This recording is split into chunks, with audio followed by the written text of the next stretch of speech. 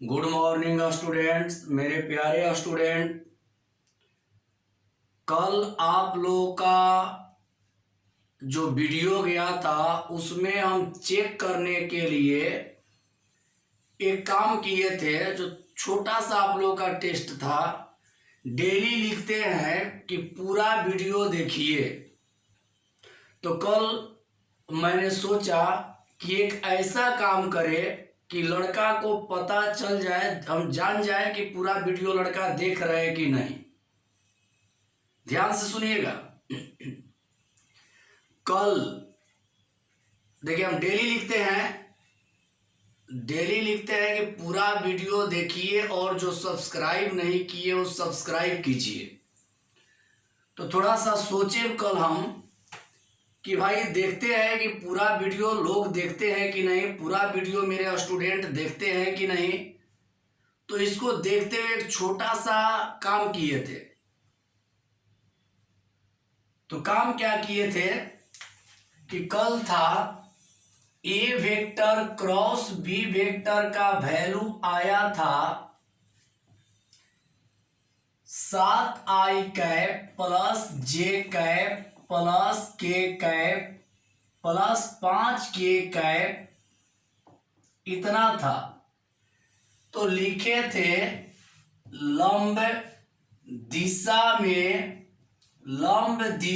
में मात्रक सदिश, लंब दिशा में मात्रक सदिश।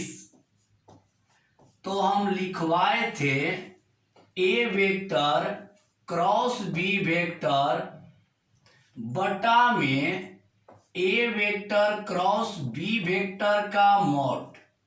लेकिन बाबू यहां पे 7i कैप प्लस जे कैप प्लस 5k कैप, यहां पे 7i कैप लिखे थे प्लस जे कैप प्लस के कैप। तो आप लोग सोचे होंगे, बहुत सारे स्टूडेंट सोचे होंगे कि सर गलती कर दिए हैं। हम गलती नहीं किए थे बाबू, आप लोगों का चेक किए थे। कल चेक करने के लिए जानकर के कैप लिखे थे। वहां पर हम क्या चेक करना चाहते थे? हम चेक करना चाहते थे कि स्टूडेंट लोग लास्ट तक वीडियो हमारा देखते हैं कि नहीं। तो हम देखें कमेंट में कि बहुत सारा इसका सुधार किए थे, बोल रहे थे कि सर 5 होगा। तो बाबू हम जानते थे, हम जान भी रहे थे कि 5 ही होगा।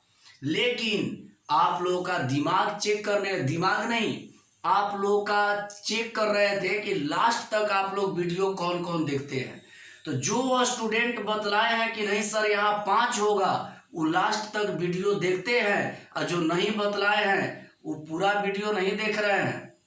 तो थोड़ा कल चेक किए कि पूरा वीडियो देखते हैं कि नहीं। जानकर कल हम गलती लिखे थे वहां पे, ताकि पहचान हो जाए। जो लास्ट तक देखेंगे वो बतलाएंगे कि यहाँ क्या होगा, और जो लास्ट तक देखबे नहीं करेंगे वो नहीं बतला पाएंगे। तो जानकर गलती किए थे मेरे प्यारे स्टूडेंट। लेकिन बहुत खुशी हुआ कि बहुत लोग इसका जवाब दिए कि नहीं सर यहाँ 5 होगा। इसका मतलब वीडियो आप लोग पूरा पूरा देख रहे हैं। तो ध्यान दीजिए, यहां पे होगा 5। तो इसको हल करेंगे तो हो जाएगा 7i कैप प्लस जे कैप प्लस 5k कैप बटा में मॉड निकालते हैं। 7 का वर्ग 49, 1 का वर्ग 1, 5 का वर्ग 25। तो इसका आंसर हो जाएगा, यहां लिख दे रहा है 7i कैप प्लस जे कैप प्लस 5k कैप और बटा में स्क्वायर रूट 75। यही आंसर हो जाएगा। तो कल जानकर गलती लिखे थे, चेक करना चाहते थे कि कौन कौन लास्ट तक वीडियो देखते हैं। तो जो स्टूडेंट लास्ट तक वीडियो देखते हैं उन लोग बतलाए हैं कल। तो चलिए कोई बात नहीं है, आज अब आगे बढ़ते हैं थ्योरी में। और आज आप लोगों का 10.4 का लास्ट थ्योरी होगा। आज 10.4 का अंतिम थ्योरी बाबू होगा। बाबू ध्यान से हमारे बात को सुनिएगा। वेक्टर में अब क्या बचा है, तो वेक्टर में बचा है 10.4। वेक्टर में बचा है 10.4 और विविध प्रश्नावली। तो ये दोनों खत्म करने के बाद आप लोगों को जो डाउनलोड करके भेजेंगे वो रिलेशन एंड फंक्शन यानी संबंध और फलन, यानी वेक्टर के बाद जो अपलोड वीडियो करेंगे यूट्यूब पर, वेक्टर के बाद जो अपलोड वीडियो करेंगे यूट्यूब पर, वो कौन चैप्टर होगा, तो वो होगा संबंध और फलन, पहला चैप्टर। याद रखिए, ध्यान से सुनिए, ध्यान से सुनिए। वेक्टर बहुत कम दिन का, आप लोग भी जानते हैं, वेक्टर जैसे ही खत्म होगा तो यूट्यूब पर वीडियो अपलोड करेंगे संबंध और फलन, जो कि पहला चैप्टर है। तो वेक्टर के बाद क्या होगा प्यारे स्टूडेंट, संबंध और फलन। तो याद रखिएगा, वेक्टर के बाद हम लोग पढ़ेंगे अध्याय 1 संबंध और फलन। और वेक्टर ज्यादा नहीं लगेगा, 5-6 दिन में खत्म हो जाएगा। और इसके बाद चलेंगे संबंध और फलन, और बहुत अच्छा से समझ में आएगा। टेंशन मत लीजिएगा, मेरे रहते हुए कोई चैप्टर होगा उतना ही समझ में आएगा जितना एक चैप्टर, पहला चैप्टर जैसा आएगा वैसा ही सब आएगा। तो याद रखिएगा, वेक्टर के बाद संबंध और फलन कौन अध्याय में है, तो 1 अध्याय में है। त्रिकोणमिति बाबू पढ़ा दिए हैं, इंग्लिश मीडियम में एनसीईआरटी से पढ़ाए हैं और हिंदी मीडियम में केसी सिन्हा से पढ़ाए हैं। इंग्लिश मीडियम में एनसीईआरटी से पढ़ाए हैं और हिंदी मीडियम में केसी सिन्हा से पढ़ाए हैं। तो आप लोग इंग्लिश मीडियम वाला वीडियो में बोले भी थे कि जुड़ जाइएगा, तो आप लोग इंग्लिश मीडियम वाला वीडियो देख लीजिएगा, प्ले लिस्ट में बना देंगे। त्रिकोणमिति में इंग्लिश हिंदी से कोई मतलब नहीं है, और केसी सिन्हा बुक से त्रिकोणमिति पढ़ा दी है। तो सिलेबस बहुत अच्छा है, टेंशन नहीं लेना है, अच्छा से जुड़े रहना है मेरे साथ। और जो नए जुड़ रहे हो चैनल को सब्सक्राइब करिए, लाइक करिए, शेयर करिए और अच्छा से पढ़िए। जो नए जुड़ रहे हैं सब्सक्राइब जरूर करिए, ताकि जब वीडियो अपलोड करें तो आपके पास मैसेज चला जाए मेरे प्यारे और स्टूडेंट। तो चलते हैं अब आगे। अगला थ्योरी, यह मिटा दे रहे हैं बाबू, समझ गए होंगे।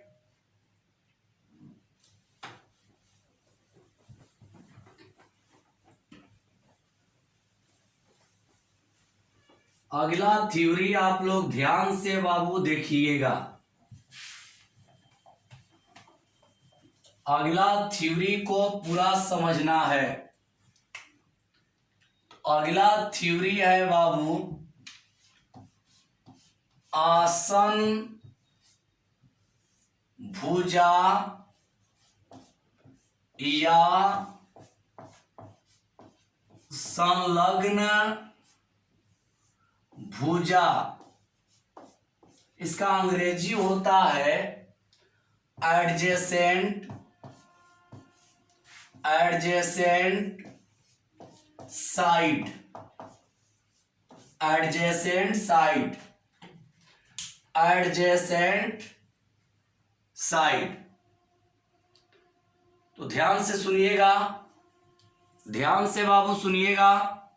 अगला हेडिंग है आसन भुजा या संलग्न भुजा किसे कहते हैं जानेंगे। तो ध्यान से सुनिएगा, इसका परिभाषा नीचे लिख रहे हैं, यहां पे ध्यान दीजिएगा। कोणीय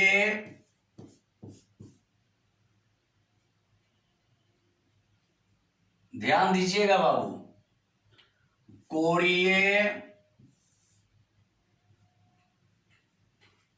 कोणीय बिंदु से होकर, कोणीय बिंदु से होकर, कोणीय देखिए, कोणीय बिंदु से होकर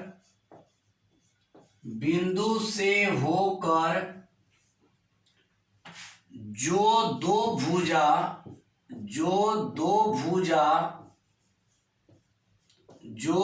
भुजा निकलता है, निकलता है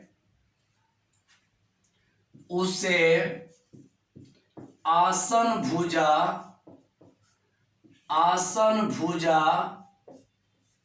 या संलग्न भुजा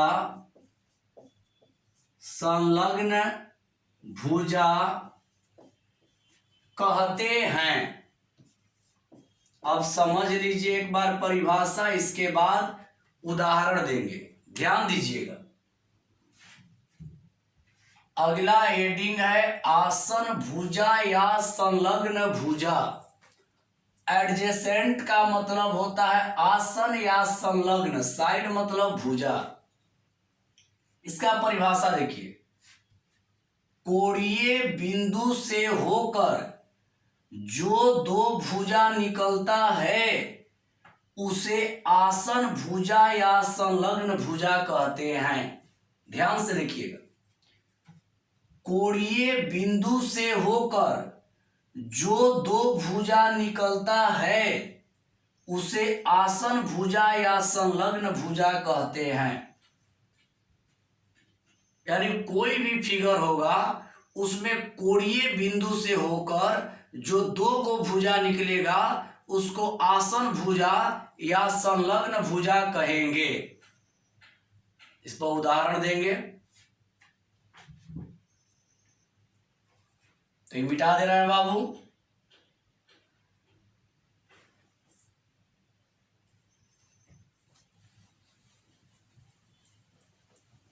ध्यान दीजिएगा, जहां दिक्कत होगा बोलिएगा।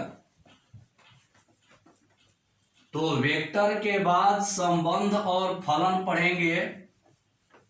बहुत लड़का का राय आया कि सर संबंध फलन एक पढ़ा देंगे तो पहला बुक क्लियर हो जाता, तो पढ़ाएंगे। इसके बाद 5-6 दिन का है क्लास, 5-6 दिन के बाद पढ़ाने लगेंगे संबंध और फलन। देखिए, संबंध और फलन वेक्टर से भी ज्यादा समझ में आएगा, बहुत आसान है। संबंध और फलन बहुत आसान होता है और आनंद भी आता है, मजा भी आएगा।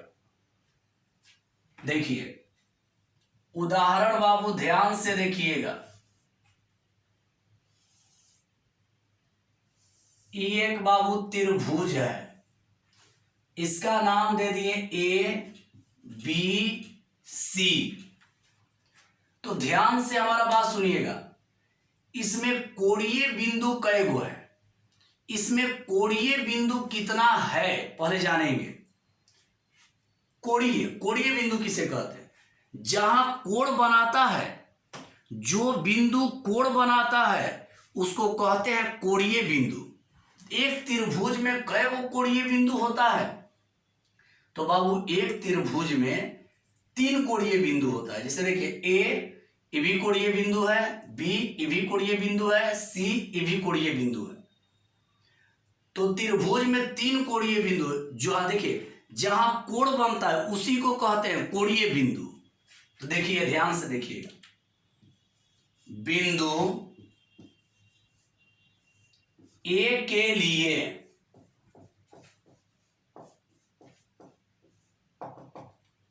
देखिए, ध्यान दीजिएगा, यहां लिख दे रहे हैं कोणीय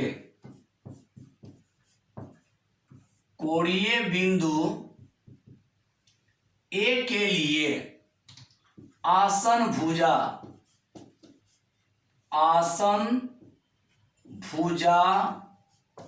या संलग्न भुजा बराबर। देखिए, कोणीय बिंदु ए के लिए आसन भुजा या संलग्न भुजा, तब ध्यान से यहां पर देखना है कि कोणीय बिंदु ए से कौन कौन भुजा निकल रहा है। तो कोणीय बिंदु ए से निकलने वाला भुजा कौन है? ए बी और ए सी। तो यहां हो जाएगा ए बी तथा ए सी। ध्यान दीजिएगा, देखिए यहां लिखे कोणीय बिंदु ए के लिए। तो कोणीय बिंदु ए के लिए, एक कोणीय बिंदु ए है, तो ए से निकलने वाला भुजा कौन है? तो ए से निकलने वाला एक है ए बी और एक है ए सी। इसका आसन भुजा या संलग्न भुजा हो जाएगा ए बी और ए सी। अब देखिए एक और, कोणीय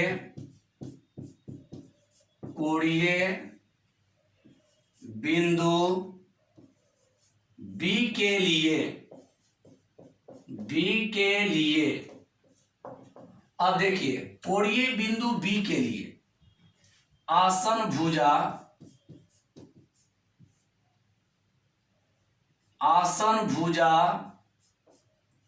या संलग्न भुजा, आसन भुजा या संलग्न भुजा बराबर। तो ध्यान से देखिए बी के लिए आसन, देखिए कोणीय बिंदु बी से कौन कौन निकल रहा है, बी ए और बी सी। तो यहां लिख देंगे बी ए तथा बी सी। देखिए बाबू ध्यान से सुनिएगा, कोणीय बिंदु से, ध्यान से सुनिएगा, कोणीय बिंदु से होकर जो भुजा निकलता है उसे कहते हैं आसन भुजा या संलग्न भुजा। इसमें कोणीय बिंदु क्या है, ए। तो लिखे हैं कोणीय बिंदु ए के लिए आसन भुजा या संलग्न भुजा। तो ए से निकलने वाला कौन कौन है, ए बी और ए सी। तो यहां हो गया ए बी तथा ए सी। यहां लिखे कोणीय बिंदु बी के लिए आसन भुजा या संलग्न भुजा, तो बी के लिए तो हो जाएगा बी ए और बी सी। इसी प्रकार से सी के लिए क्या होगा जानिए, यहां लिख दे रहे हैं कोणीय बिंदु सी के लिए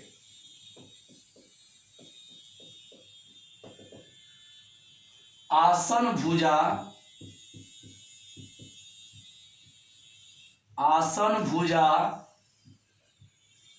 या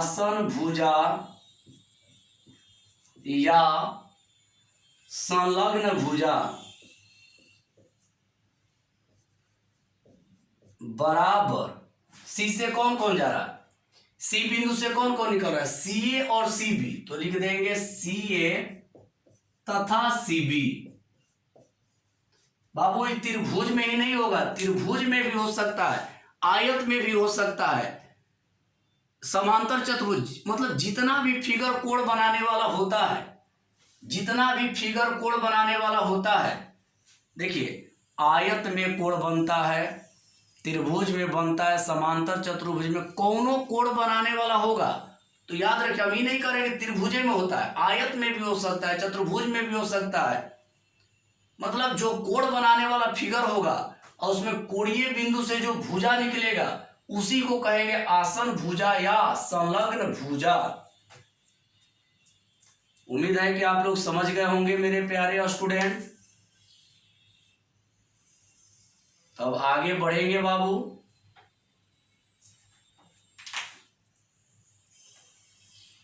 फिगर को मिटा दे रहे हैं और अगला हेडिंग दे रहे हैं। अगला हेडिंग होगा सदिश विधि से त्रिभुज का क्षेत्रफल। सदिश विधि से त्रिभुज का क्षेत्रफल, एरिया ऑफ ट्रायंगल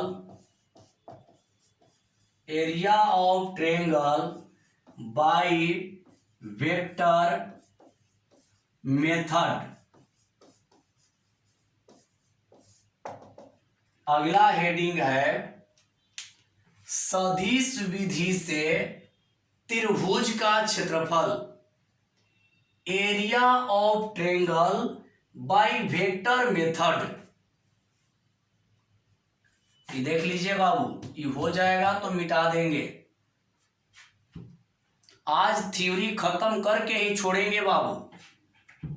तो ये मिटा दे रहे हैं, ये बाबू मिटा दे रहे हैं, ध्यान दीजिएगा, ये मिटा दे रहे हैं पूरा।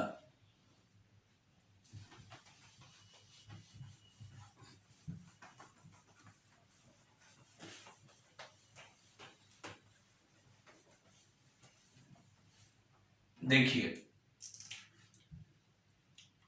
इसका परिभाषा, यदि स्मॉल ए वेक्टर तथा स्मॉल बी वेक्टर दो आसन भुजा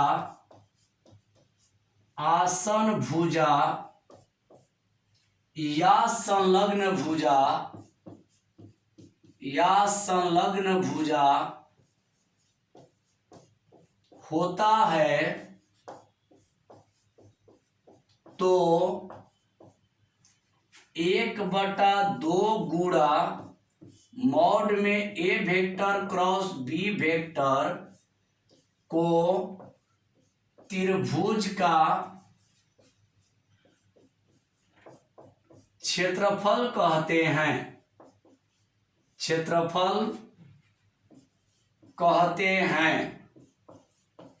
चलिए देखिए, ध्यान दीजिएगा।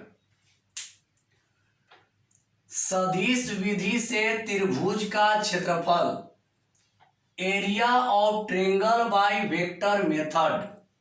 तो समझिएगा, यदि ए वेक्टर तथा बी वेक्टर दो आसन भुजा या संलग्न भुजा होता है, यदि ए वेक्टर तथा बी वेक्टर दो आसन भुजा या संलग्न भुजा होता है तो 1/2 क्रॉस मॉड में A vector cross B vector को त्रिभुज का क्षेत्रफल कहते हैं।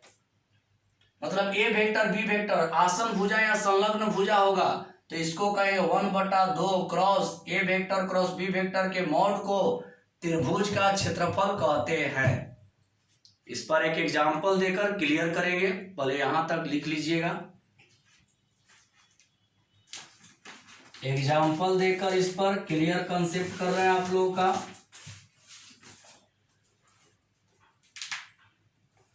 कब लागू करेंगे? जब सदिश विधि से त्रिभुज का क्षेत्रफल निकालना होगा तब इसका प्रयोग करेंगे बाबू। एक उदाहरण दे रहे हैं, ध्यान से देखिएगा और समझिएगा। एक उदाहरण इस पर आप लोगों को समझा रहे हैं, ध्यान दीजिएगा, पूरा बाबू समझिएगा। जहां दिक्कत होगा बोलिएगा, कमेंट के जरिए आप लोग बोलेंगे। देखिए, एक त्रिभुज का क्षेत्रफल ज्ञात कीजिए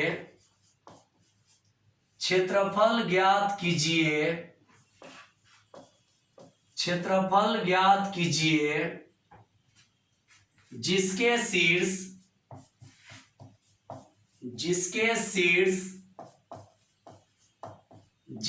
शीर्ष A112, B235 और C155 है। समझिएगा।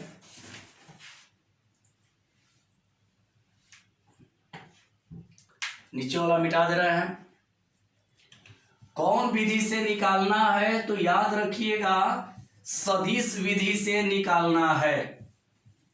तो ध्यान दीजिएगा, हल इसका देखिए, किसका क्षेत्रफल निकालना है? तो त्रिभुज का। तो सबसे पहले एक त्रिभुज बना लेते हैं। ए का कोऑर्डिनेट 1,1,2, यहाँ बी का कोऑर्डिनेट 2,3,5, यहाँ सी का कोऑर्डिनेट 1,5,5। बाबू देखिए, कुछ स्टूडेंट के मन में आएगा कि आसन भुजा या संलग्न भुजा तो कोणीय बिंदु होता है। तो सही मन में आ रहा है, कोणीय बिंदु ही होता है। तो आप लोगों के पास कोणीय बिंदु कई गो दिखाई दे रहा है? 3 गो। लेकिन तीनों को मत लीजिएगा, तीनों को नहीं लेना है, कोई एक लेना है। या तो आप कोणीय बिंदु ए लेकर बनाइए, या कोणीय बिंदु बी लेकर बनाइए, या कोणीय बिंदु सी, कोई एक लेकर बनाइएगा। कुछ स्टूडेंट कहेंगे कि सर गलत नहीं हो जाएगा, ए लेंगे तो दूसरा आंसर, बी लेंगे तो दूसरा आंसर, सी लेंगे तो तीसरा आंसर। तो ऐसा नहीं है, ए लेकर बनाइएगा तो भी वही आंसर आएगा, बी लेकर बनाइएगा तो भी वही आंसर आएगा, और सी लेकर बनाइएगा तो भी वही आंसर आएगा। तो आप घर पे कोनो लेकर ट्राई कर सकते हैं, लेकिन परीक्षा में कोई एक लेकर बनाना होगा। या तो आप ए लीजिए या बी लीजिए या सी लीजिए। ए कोणीय बिंदु लेकर बनाएंगे तो भी आंसर वही आएगा, बी कोणीय बिंदु लेकर बनाएंगे तो भी आंसर वही आएगा, और सी कोणीय बिंदु लेकर बनाएंगे तो भी आंसर वही आएगा। तो आप दोनों लेकर घर पे ट्राई कर सकते हैं, लेकिन कोई एक ही लेना है, एक ही लीजिएगा, सब मत लेकर बनाइएगा। तो हम ए को ले रहे हैं, तो ए से डायरेक्शन देंगे, ए से बी, ए से सी। इसको मान लेंगे ए वेक्टर और इसको मान लेंगे बी वेक्टर। जो कोणीय बिंदु लीजिएगा ना, उससे होकर देखिए ए को लिए, ए से डायरेक्शन दीजिएगा, ए से बी, ए से सी। मान लीजिए आप बी लेकर बनाते हैं तो कैसा डायरेक्शन देंगे, बी से ए, बी से सी। मतलब जो बिंदु लेंगे वहीं से डायरेक्शन दे देंगे, और पहला को मान लेंगे ए वेक्टर, दूसरा को मान लेंगे बी वेक्टर। अब देखिए ध्यान दीजिएगा, तो इसमें आसन भुजा कौन कौन हो गया, एक ए बी वेक्टर और एक ए सी वेक्टर। तो पहले निकालते हैं ए बी वेक्टर।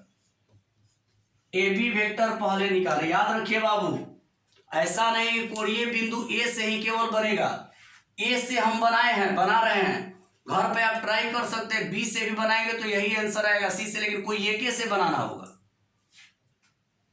तो ए बी वेक्टर निकाल रहे हैं, तो ए बी वेक्टर, तो दो में से एक जाएगा, दो में से एक जाएगा तो हो जाएगा आई कैप। फिर देखिए तीन में से एक जाएगा, घट रहा है, तो हो जाएगा +2 जे कैप। फिर यहां पे 5 में से 2 जाएगा तो हो जाएगा +3 के कैप। इसको क्या माना गया है मेरे प्यारे स्टूडेंट्स, इसको क्या माना गया है, ए वेक्टर। तो यहां लिख सकते हैं A vector equal I cap +2j cap +3 के कैप। घटाने आ रहा होगा, देखिए 2 में से 1 गया आई कैप, 3 में से 1 गया 2j कैप, और 5 में से 2 गया 3 के कैप। अब निकालते हैं कौन, एसी वेक्टर। एसी वेक्टर निकालेंगे तो सी में से 1 में से 1 गया तो हो जाएगा 0 आई कैप, 5 में से 1 गया तो हो जाएगा +4 जे कैप। फिर यहां 5 में से 2 गया तो +3 के कैप।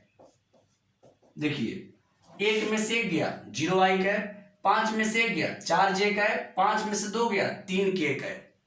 इसको लिख सकते हैं बी वेक्टर इक्वल 0 आई कैप +4 जे कैप +3 के कैप। ध्यान से देख लीजिएगा, एक बात दिमाग में हमेशा रखिएगा कि आसन भुजा या संलग्न भुजा लेना होगा तो तीनों बिंदु को मत लेने लगिएगा, कोई एक बिंदु को लीजिएगा। जैसे हम ए लेकर बना रहे हैं, हम ए लेकर बना रहे हैं, आप बी लेकर बनाइएगा तो भी आंसर वही आएगा, सी लेकर बनाइएगा तो भी आंसर वही, लेकिन कोई एक ही लेना है बाबू। चलिए यहां तक हो गया, ऊपर वाला मिटा दे रहा है। अब इसमें निकालते हैं, ध्यान दीजिएगा, इसमें निकालते हैं, पहले निकालेंगे ए वेक्टर क्रॉस बी वेक्टर, जरूरत है। तो आप लोग जानते हैं यहां पहला पंक्ति में आई कैप, जे कैप, के कैप, दूसरा में ए वेक्टर है, पहले ए वेक्टर का गुणांक 1 2 3, यहां 1 2 3, बी वेक्टर का गुणांक 0 4 3, यहां 0 4 3। इसका चिन्ह लेते हैं मेरे प्यारे स्टूडेंट, तो प्लस माइनस प्लस। सारणिक मेथड जानते हैं आप, ए वेक्टर क्रॉस बी वेक्टर निकाल रहे हैं, जरूरत पड़ेगा तो यहां पहला पंक्ति में लिखते हैं आई कैप, जे कैप, के कैप, और फिर ए वेक्टर का गुणांक 1 2 3, बी वेक्टर का गुणांक 0 4 3, देख लीजिए,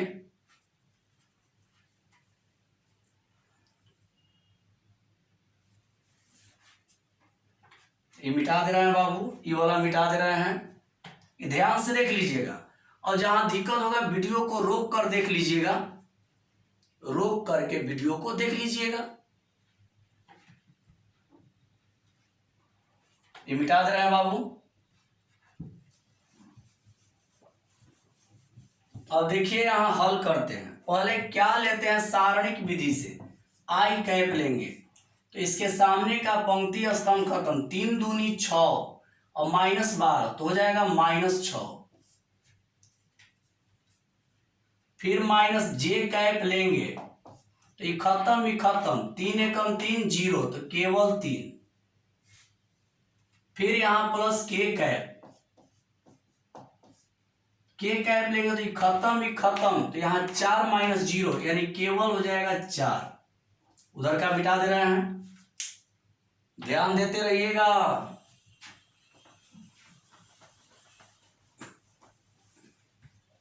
तो देखिए आप लोग, ये हो जाएगा -6y cap -3j cap plus 4k cap. तब लिखेंगे इसलिए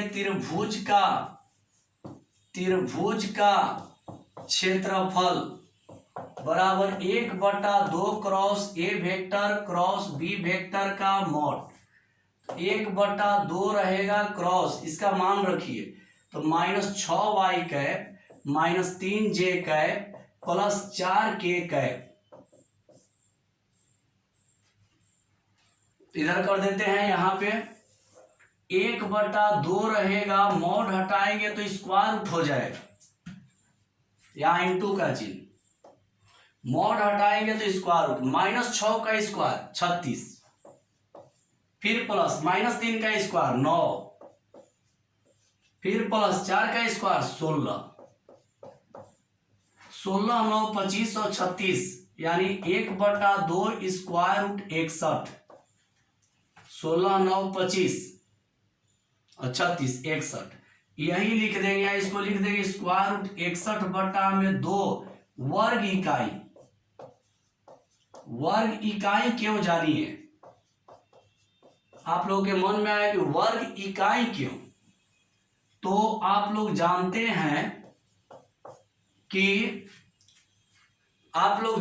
हैं कि त्रिभुज का क्षेत्रफल, कोई भी क्षेत्रफल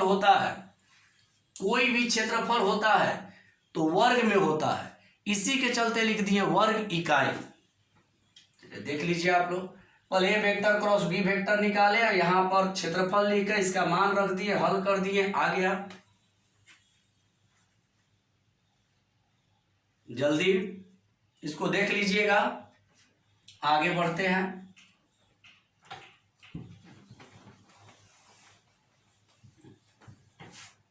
इसके बाद होगा आयत या समांतर चतुर्भुज का क्षेत्रफल। समांतर चतुर्भुज का क्षेत्रफल, एरिया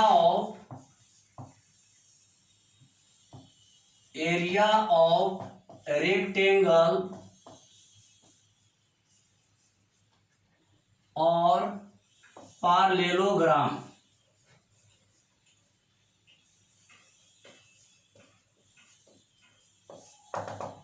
समझिएगा, अगला हेडिंग है आयत या समांतर चतुर्भुज का क्षेत्रफल। एरिया ऑफ रेक्टेंगल, रेक्टेंगल मतलब आयत, और मतलब या, पार्लेलोग्राम मतलब समांतर चतुर्भुज, ये जानेंगे। इधर का पूरा मिटा दे रहे हैं बाबू।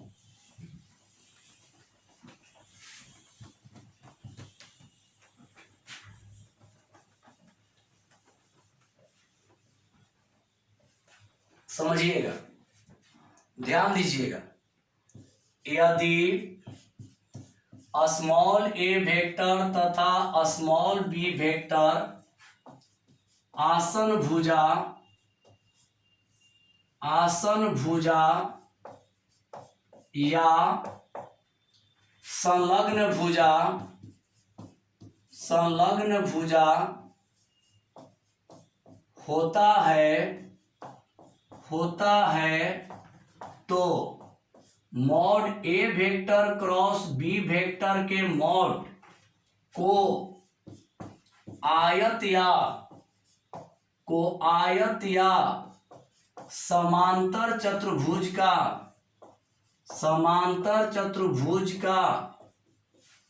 क्षेत्रफल कहते हैं।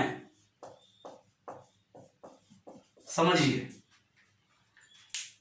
यदि ए वेक्टर तथा बी वेक्टर आसन भुजा या संलग्न भुजा होता है तो मॉड में A vector cross B vector को आयत या समांतर चतुर्भुज का क्षेत्रफल कहते हैं। केवल इसमें 1/2 हट जाएगा। तो बाबू इस पर एग्जाम्पल नहीं दे रहे मेरे प्यारे स्टूडेंट, जब एक्सरसाइज में चलेंगे तो इस पर उदाहरण आएगा तो उसी समय बतला देंगे। समझ गए? अब देखिए अगला, A vector cross B vector is not equal B vector cross A vector. ये अगला थ्योरी है, देखिए यहां पे। इसके बाद अगला थ्योरी है कि A vector cross B vector का मान B vector cross A vector के मान के बराबर नहीं होता है। देखिए, A vector cross B vector is not equal B vector cross B vector, मतलब A vector cross B vector और B vector cross A vector एक दूसरे के इक्वल नहीं होता है। देख लीजिए,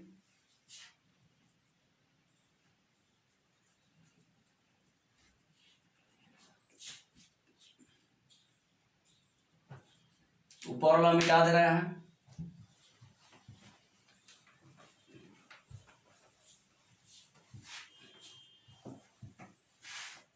एक और जानिए, ऊपर लिख रहे हैं A vector cross B vector plus C vector यदि आ जाएगा, A vector cross B vector plus C vector आ जाएगा तो इससे क्रॉस अंदर में करिएगा तो ए से पहला में हो जाएगा A vector cross B vector और ए से ही दूसरा में तो प्लस हो जाएगा A vector cross C vector. देखिए कैसे, इस समझ लीजिए कैसे होगा। A vector cross B vector plus C vector इतना है तो ए वेक्टर से क्रॉस करेंगे तो A vector cross B vector. देखिए ए से दोनों में A vector cross B vector, बीच में plus A vector cross C vector. समझ गए होंगे? तो मेरे प्यारे स्टूडेंट 10.4 का जो थ्योरी है समाप्त हो गया। अभी वेक्टर में और थ्योरी है लेकिन वो विविध प्रश्नावली में बतलाएंगे, और थ्योरी इसमें है लेकिन वो सब थ्योरी विविध प्रश्नावली में बतलाएंगे। तो आज आप लोगों का 10.4 का थ्योरी खत्म हो गया। कल के वीडियो में एक्सरसाइज 10.4 बनाएंगे। इसमें टोटल 12 प्रश्न है, 2 दिन लगेगा। तो आज के लिए इतना ही। 10.4 का थ्योरी जो है आप लोगों का समाप्त हो गया है। 10.4 का थ्योरी खत्म हो गया है और आप लोगों को बतला दे जब वेक्टर खत्म हो जाएगा तो आप लोगों को संबंध और फलन पढ़ाएंगे। तो पूरा वीडियो देखिए और जो चैनल को सब्सक्राइब नहीं किया, जो नया जुड़ रहे हैं, उस सब्सक्राइब जरूर करिए। तो थैंक यू बाबू आज के लिए।